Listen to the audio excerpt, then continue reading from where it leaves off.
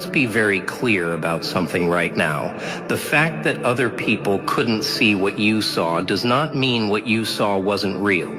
Vision, by definition, is something only the person carrying it can fully see. That's what makes it a vision and not a fact everyone already agrees on. If everybody could see it clearly, it wouldn't require faith, it wouldn't require conviction, it wouldn't require you to move before the proof exists. It would just be a plan, obvious and uncontested, requiring no courage at all. But that's not what you were given. You were given a glimpse of something true before it had any evidence to back it up. And that gap, the space between seeing it and proving it, is exactly where most people abandon their own truth. Don't become most people. Think back to that first moment.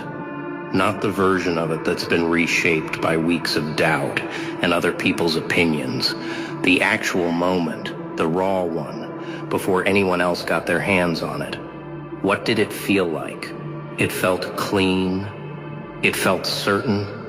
It didn't feel like you were forcing yourself to believe something difficult.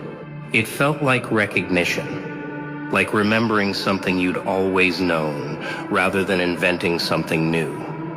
That feeling is data. It is real, usable, trustworthy information about the direction your life is supposed to move in, and no amount of outside skepticism changes what that moment actually was. Here's something important to understand about the nature of true vision. It rarely arrives loud. It rarely shows up with confetti and certainty guarantees. It usually arrives quiet, almost too quiet, easy to dismiss precisely because it doesn't demand your attention the way panic or fear does. Fear is loud. Fear grabs you by the collar and won't let go until you address it. Vision, by contrast, whispers once, clearly, and then waits patiently to see if you're paying attention.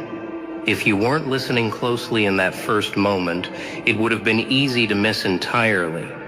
But you weren't just listening, you heard it, clearly enough that it's still sitting in you now, refusing to fully die no matter how much doubt you've piled on top of it since. That's actually the proof you've been looking for. Not some external sign, not somebody else's approval. Not a perfect set of circumstances lining up to remove all risk. The proof is that the vision hasn't left. Real doubt fades things. Real doubt makes you forget what you were ever excited about in the first place. But if you can still feel the pull of that original vision underneath all the noise you've added on top of it, that persistence is the evidence.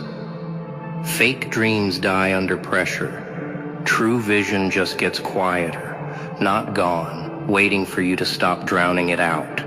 Now let's talk honestly. Replaying other people's doubts is an hour you don't spend gathering the evidence that would silence those doubts permanently. Second guessing doesn't protect you from risk. It just delays the risk while adding the additional cost of wasted time. And time is the one resource you can never get back once it's spent circling instead of moving. And here's the part that should genuinely unsettle you. The version of your life where you kept second-guessing yourself, where you let the noise win, where you talked yourself out of the very thing that felt truest.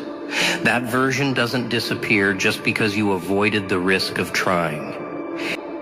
A quieter one, the kind you carry for years, wondering what would have happened if you'd trusted that first clean, certain feeling instead of letting it get buried under other people's fear.